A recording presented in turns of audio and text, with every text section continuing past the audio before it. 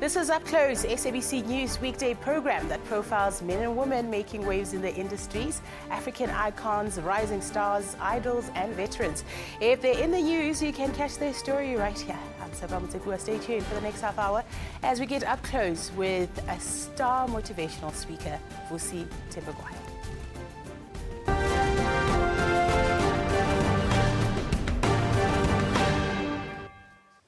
Vusi Thembekwayo was called the world's youngest and most impressive public speaker back when he was ranked the first in Africa for motivational speaking at the mere age of 17 years old. But it did not end there. Vusi proved to have more than the gift of the gab. By the age of 22, he had already run his own successful consulting business, and by 25, he was Managing Director of MOTIV8, a specialist consulting and services business. Seems like luck has always been on his side, right? Well, is that really the story? Well, let's find out from the rock star of public speaking. Hello, Vusi. Unjani? Let's feel. Thank you for having me here. I appreciate it. It's great to have you here, Vusi. Everybody always complains about my intros. It's like, no, that's not me. I'm not the rock star. No, but I mean that you've been given that title and you've also embraced it. I'm the rock star. Yeah, I like that. I'm the best there is. That's true. It's true. Okay, so tell us more. Who is Vusi? Well, so I am a young person, South African young person. I come from a small township called Wattville in Benoni. Okay. Raised by a single mother. My father died when I was 13.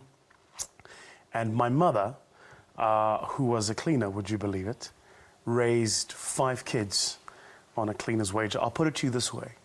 What it costs me today to put a full tank of petrol in one of my cars is less than what my mother used to earn when I was in matric. So it's, you know, just an ordinary young person who happened to have been raised extraordinarily well by an amazing woman. Let's go back to the childhood. Let's just go back to our childhood and go back to Benoni.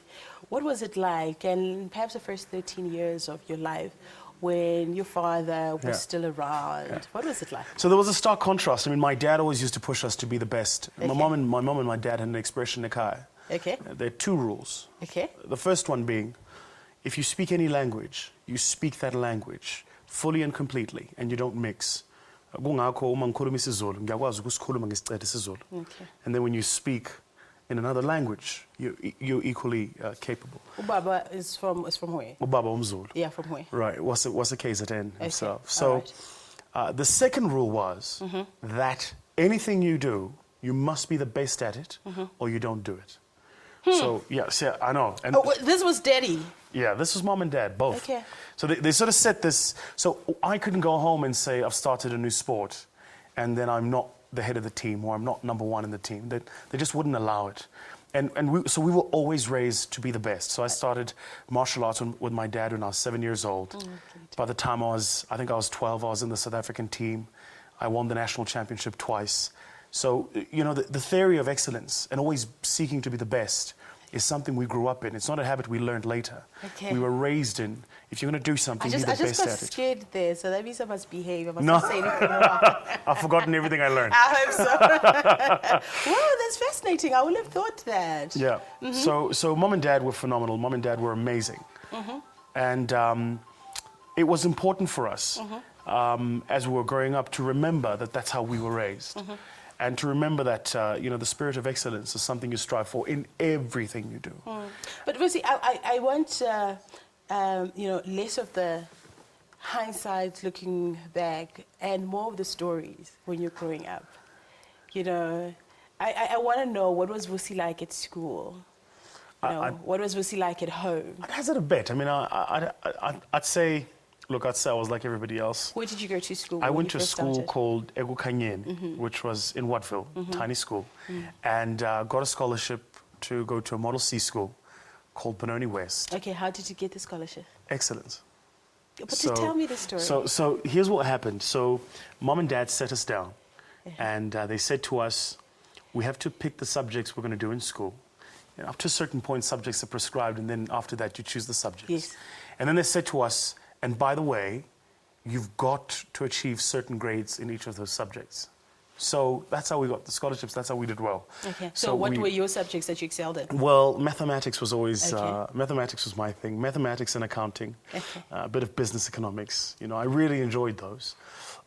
Which is interesting because I also found history quite interesting. It was always fascinating to me how there's a duplicitous nature in humankind. You know, it's like the stuff that's happened continues to happen. Again, You know, yeah. it's this amazing thing about human beings. Like we almost don't learn from where we come from. We continually make the same evolutionary mistakes, as it were. So those were the subjects I did. Okay. So at And, what age did you now get the scholarship to go to another school? Good question. I was 11 Okay. when we moved to Benoni West. Okay. And I was heartbroken. I'll tell you why. Yes. So, Friends. I'm like 2 years ahead of my year because, you know, really smart. I get progressed forward. Yes. When I leave, I was supposed to go to grade 6, standard 4. Now I go to this multiracial school. And these Mlungus are telling me I must go back to grade 4, standard 2. And I'm like, but no, I've been there. I've done it already. I don't want to do it. No. And my dad said to me, just take your time. It's not a race. It's a different schooling system. It's a better quality of education. Just do it.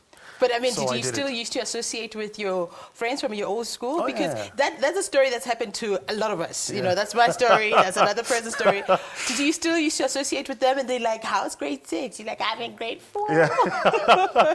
Yeah, so we did, because, you know, Iwatville, where I come from, is a very small township. Yes. It's actually one of the smallest, if not the smallest in Ekurhuleni. It's tiny, right? Okay. And so everyone is friends with everybody. And so it didn't matter where you went to school. We all knew each other. We all played together. How did that feel? How did that feel? The other kids saying, Edna? Well, they had a laugh for a minute, you know, because they're like, it's Lima, you didn't even crack it. I mean, I'm gonna sing, but you know, I'm ahead now, you know. Yes. So they had a laugh for a minute, but I think when one started to do well academically, you know, the conversation changes. The conversation changes very quickly when you begin to show that even in the new space where you are continuing to be the best at what you're doing. So then you, at the new school, you So I'm at the new school. It's you didn't interesting. start obviously immediately, but you worked started the hard. following year, and all of a sudden I've got white people in my class, which was fascinating because they have names you can't pronounce. And then you ask them, what does your name mean? And they don't know. You know, whenever you're from, Yes. you know, and our parents have this beautiful poetry thing they do with our names. You know, if there's 3 or 4 of you, they give you names, and the name links to the surname and the clan name, and it's all a sense of poetry. No, white people just John is John. You know, so that was fascinating. Yeah. And all of a sudden you're in a school where there's a swimming pool. And you don't know how to swim. Oh, yeah. You know how that goes. And You have something that you're not good at. It's like, man. Okay, let's hold it there. We'll continue with Vusi straight after this break. Any suggestions, comments that you have for us, please share them with us. Our email address is upclose@sabc.co.za. And our Twitter handle is @upclosesabc. See you just now.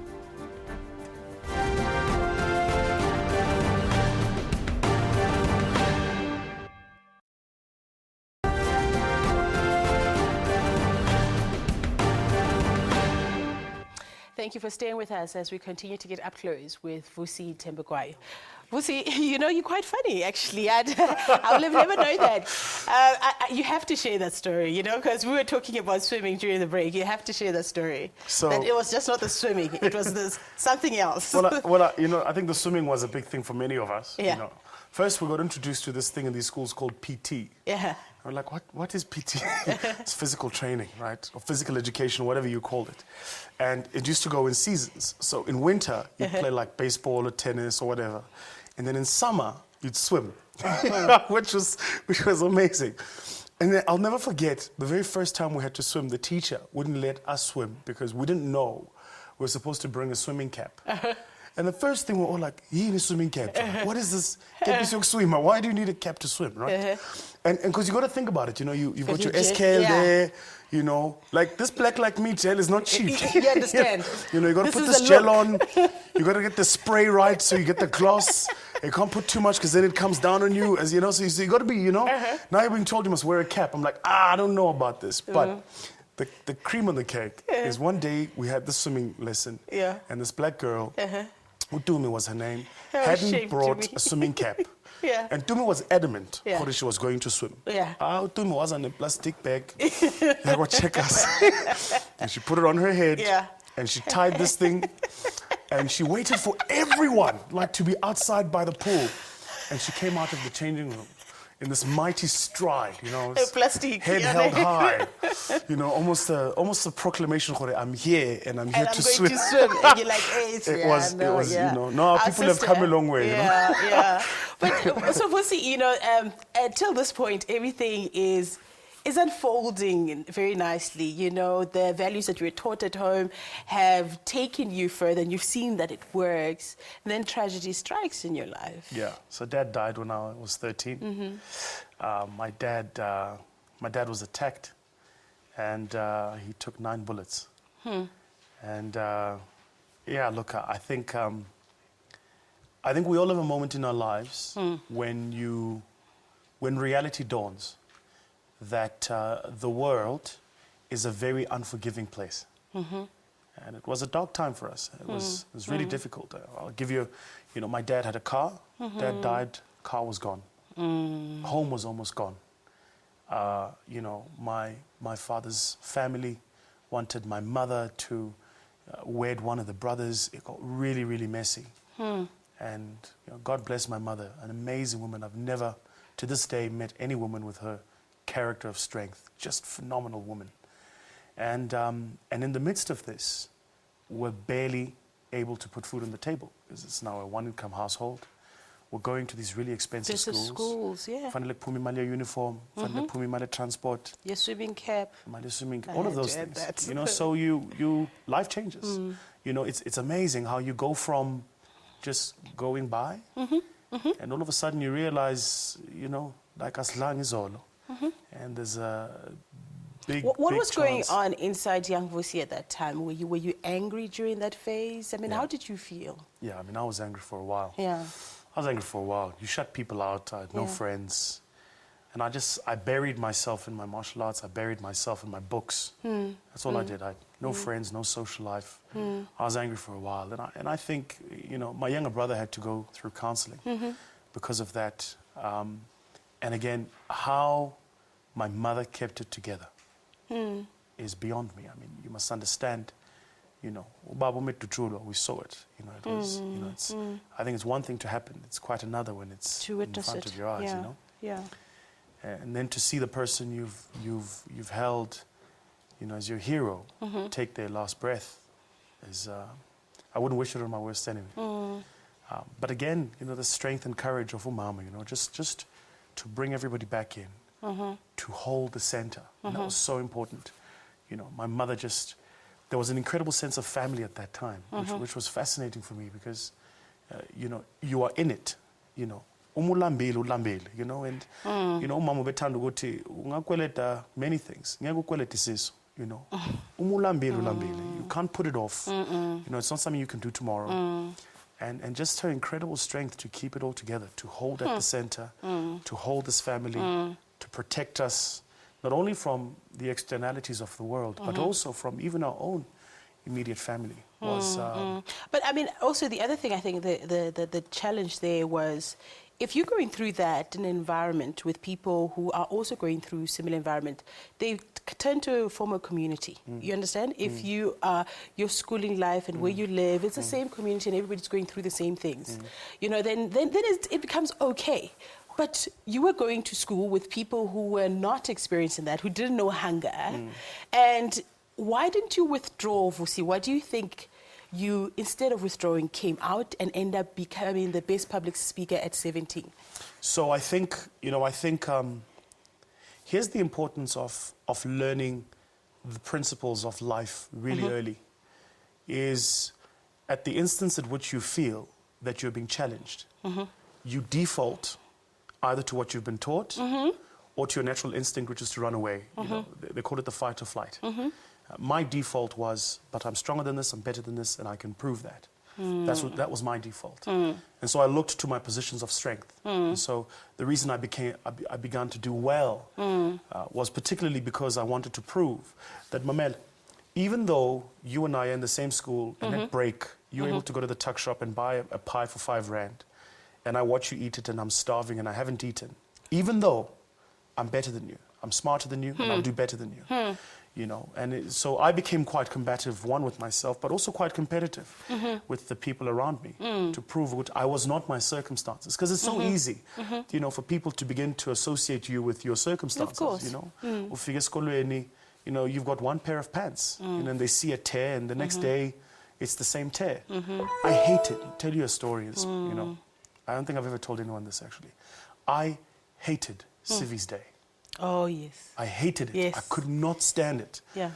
You know, there's a protection go uniform, you know, even if you blaze a one, you know. And the color is off, it's you know, fine. even if you sheteli one, it's all clean. Yeah. My shoes are polished every day. Yeah. Every day. I'll polish my shoes, I'll put them out in the sun, you know, the whole thing. I hated civies because that's when I was exposed. That's when people could see, but no, man, you wore the same clothes last time, and the last time, and the time before that. And it's been 4 years. You know, and they don't get it.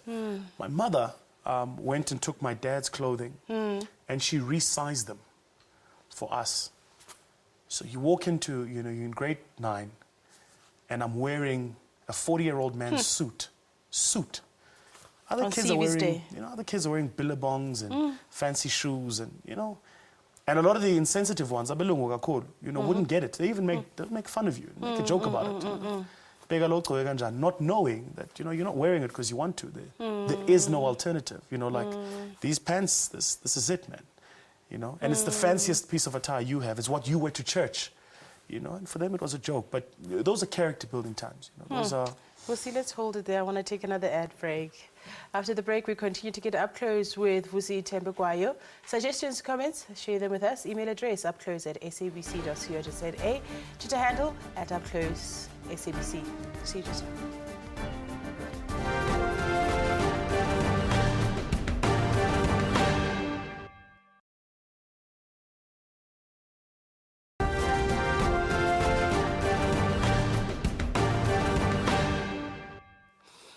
We continue our discussion with Vusi Thembekwayo. Vusi, we had a bit of an emotional moment there, but you know the story that you told is true for so many people who their parents sacrifice perhaps to get them to those schools, you know? So thank you very much for sharing that story. But now I want to talk to you about when you started to get recognition for the hard work that you put in at a young age. I mean, at 17, you were ranked #1 speaker in Africa.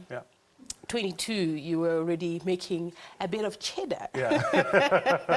How did you deal with that?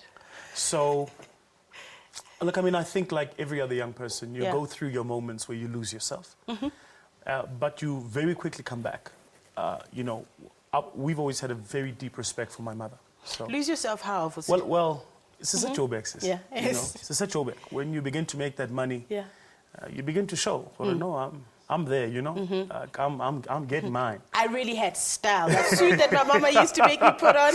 You know, I also think there's an element where you are trying to compensate and you are trying to show that even though we come from, you know, these really difficult circumstances, we can compete with you. We can hold the same level of conversation as you. We can twang as well. You know, we can sit in those spaces and afford whatever you're eating. So there's that element.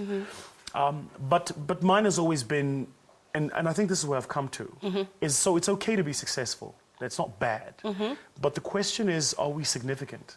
And does the work we do make an impact, not only in our lives, but in the lives of others around us? And that for me is how I deal with, you know, the applause and the recognition. You know, I just... So answer that very question that you've just asked. Are you significant? I'd like to think so. I don't think it's a cut and dry thing where you ever have it done. But I think there's a constant pursuit to do the best you can. You know, I'll give you an example. I sit on the board. I'm the youngest director of a listed company in South Africa today. And even in that organization, a small organization, it's about how do we better the lives of our people. the people who work for us, the people in the communities we make a difference in.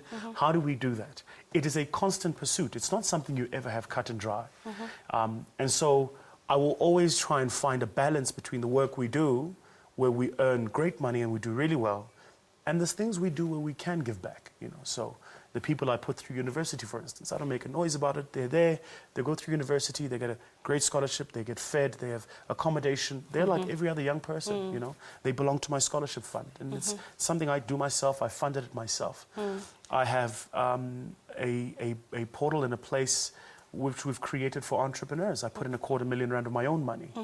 And that's now helping entrepreneurs start businesses, develop businesses, grow businesses.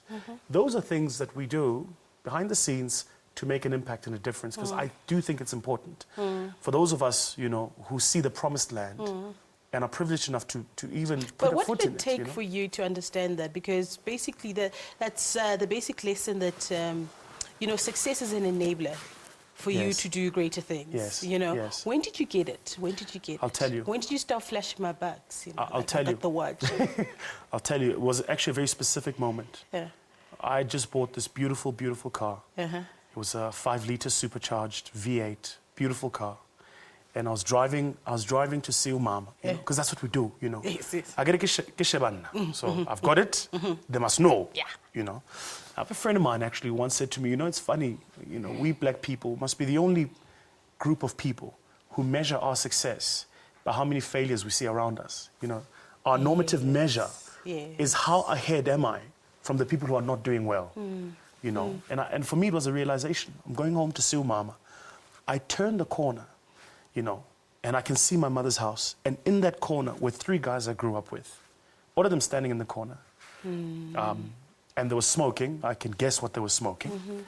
And then when I get home, I asked my mother, and I said, Ma, what's happening with so-and-so and so-and-so? She said, so-and-so has just come back from jail. He was arrested for X, Y, and Z. So-and-so is addicted to this, this, and that. He's making his mother life a living hell.